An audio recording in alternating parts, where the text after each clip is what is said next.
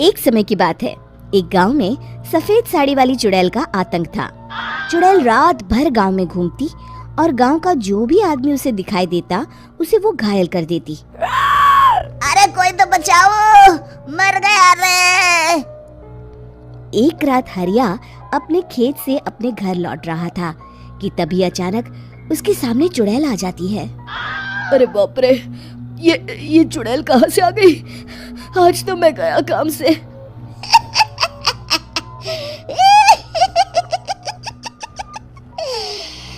आज मुझे मेरा शिकार मिल गया।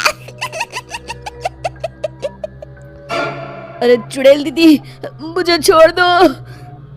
जैसे ही चुड़ैल हरिया की तरफ बढ़ती है, हरिया वहाँ से भाग जाता है और अपने घर के दरवाजे पे पहुँचता है। अरे भगवान, जल्दी से दरवाजा खोलो, मेरे पीछे चुड़ैल पड़ी है। हरिया की पत्नी जल्दी से दरवाजा खोल देती है। अरे आप इतना हाफ क्यों रहे हैं? अरे मेरे पीछे चुड़ैल पड़ी है, आज तो मैं बाल बाल बच गया। जल्दी से सभी दरवाजे और सभी खिड़कियों को बंद करके बत्ती बुझा दो। तभी चुड़ैल हरिया के घर के पास पहुंच जाती है। अरे वो आदमी कहाँ गायब हो गया? मैं भी देखती हूँ आखिर कब तक बचेगा। मैं अपने शिकार को इतनी आसानी से नहीं छोड़ती। इतना कहकर चुड़ैल वहाँ से चली जाती है। वहीं दूसरी तरफ हरिया और उसकी पत्नी दोनों अपने घर की खिड़की से ये सब देख रहे होते हैं। अरे बाप रे, ये तो बड़ी डरावनी चुड़ैल थी। अगले दिन ये बात आग की तरह पूरे गांव में फैल जाती है और धीरे धीरे लोग चुड़ैल के डर के मारे शाम होते ही अपने घरों से बाहर निकलना बंद कर देते हैं। कुछ दिनों के बाद भाई, मैंने तो इस चुड़ैल के डर के मारे रात को अपने खेतों को पानी देना बंद कर दिया है। कहीं मेरी फसल सूख गई तो मैं तो कहीं का नहीं रहूंगा। साहूकार का कर्जा कैसे चुकाऊंगा? अरे भाई, पूरे गांव वालों का यही हाल है। पता नहीं ये चुड़ैल हमारे गांव में कहां से आ गई।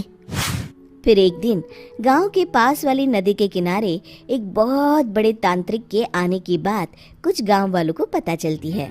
वो लोग जाके ये बात गांव के मुखिया को बताते हैं। मुखिया जी, नदी के किनारे एक बहुत ही पहुंचे हुए तांत्रिक बाबा आए हैं। हमें उनसे मदद मांगनी चाहिए। मैंने सुना है वो बड़े बड़े भूतों और चुड़ैलों को अपने वश में कर लेते हैं। मुखिया जी सभी गांव वालों को लेकर उस तांत्रिक के पास पहुंच जाते हैं। ओम फट स्वाहा, ओम फट स्वाहा। तभी तांत्रिक अपनी बंद आंखों को खोलकर कहता है, क्या बात है?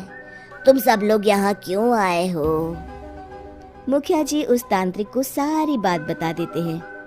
अच्छा, तो ये बात है।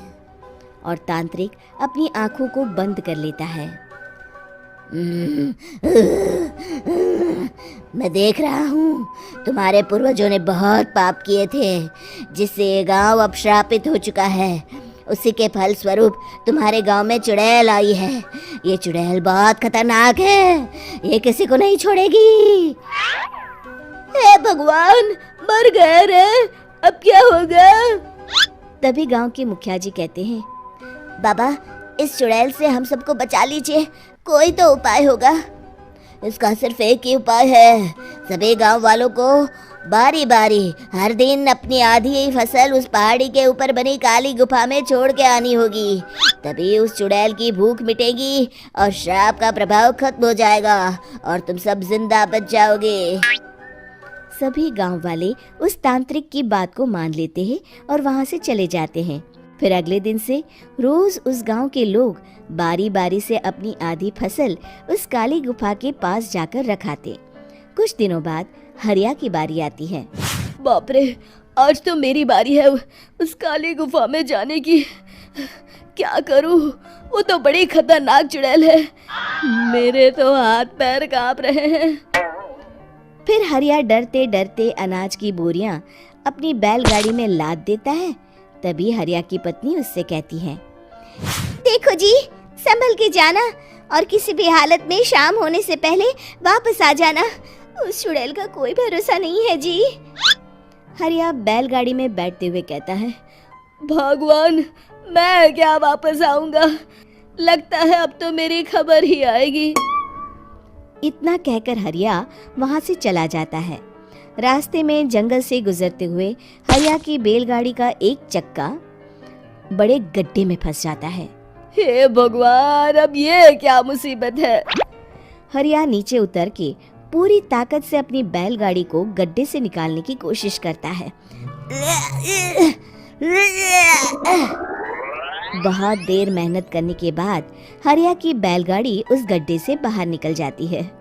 हे भगवान, अब तो शाम होने वाली है। आज तो मैं गया काम से। जैसे तैसे हरिया काली गुफा में पहुंच जाता है। अरे मर गया रे, यहाँ तो चारों तरफ डरावना माहौल है।